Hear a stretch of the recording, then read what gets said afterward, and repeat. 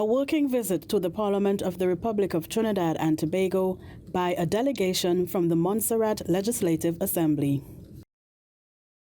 A delegation from the Montserrat Legislative Assembly paid a working visit to the Parliament of Trinidad and Tobago. The purpose was to acquire first-hand experience of the operations of the Parliament as well as the elements of its organizational structure. The comprehensive visit would assist with redefining and implementing a new and more effective configuration in the office of the Legislature of Montserrat. The Speaker of the House sat down for an interview with the Parliament channel. What is the current structure of the Montserrat Legislative Assembly? So the Montserrat Legislative Assembly is a unicameral system. We've got one house with 9 elected members and 2 ex officio members. The ex officio members are the Financial Secretary and the Attorney General. So presently we've got 5 members on the executive and 4 members of the opposition, plus myself as the presiding officer and the clerk of the Assembly. What is the system of governance in Montserrat? So we've got a democratic system of governance, and since we're still an overseas territory, we do have a governor that is appointed by the Crown from the UK, and so she sits at the head, as the head of the Order of Precedence.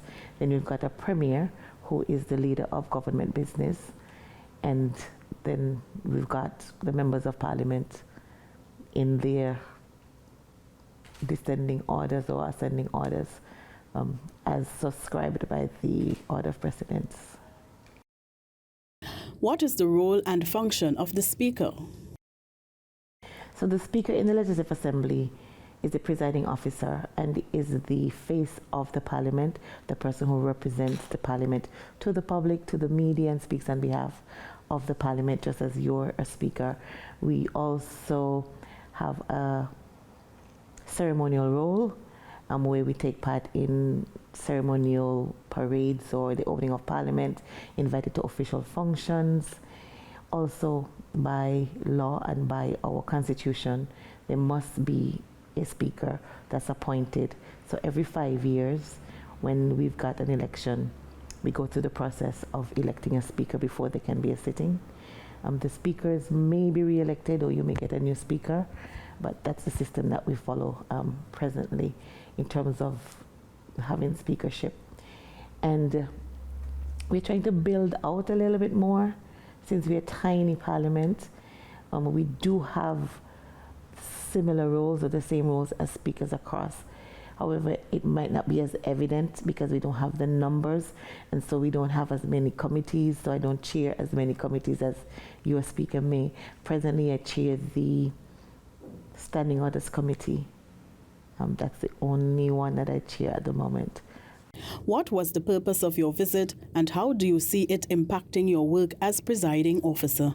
So normally over the years, our presiding officers have been attached to your Parliament. So you would have met the Speaker before me, Miss Osborne. She would have done a visit.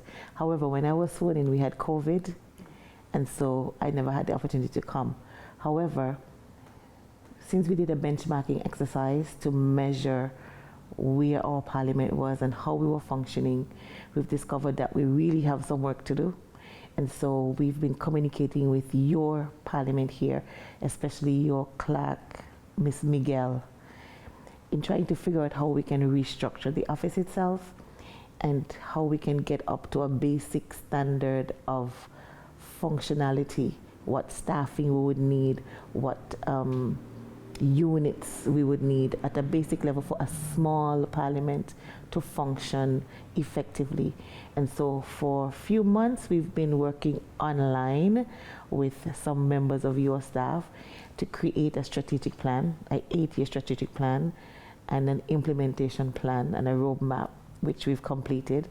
And so this is the second part of that, where we are now on the ground to actually speak face to face with your different units, try to understand how they function, what are their roles, and how they carry that out to see how we can then, tailor it to our needs to ensure that we can have a more rounded, effective parliament.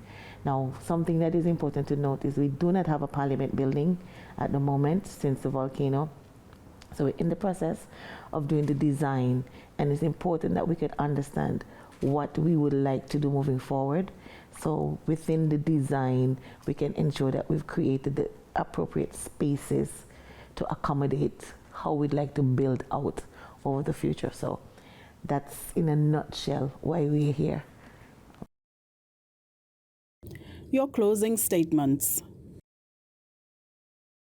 It has been an absolute pleasure being here. It's exciting. I think one of the things that stood out to me most was the joy that I see on the people who work here on their faces. Everybody seems so excited about their jobs, so knowledgeable, willing to share, and the autonomy that I see within your parliament for each department, from the IT department to the ladies who do the typing, I forgot what that section called? The Hansard section, to the librarian.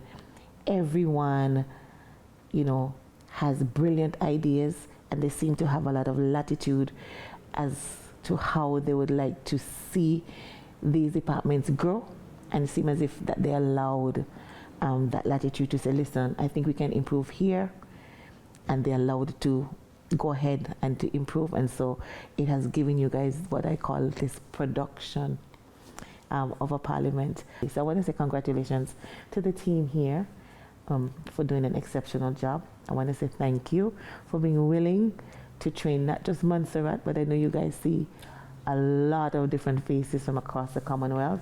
So I commend you for being willing, for us encroaching in your space and asking a lot of questions. So thank you. A working visit to the Parliament of the Republic of Trinidad and Tobago by a delegation from the Montserrat Legislative Assembly.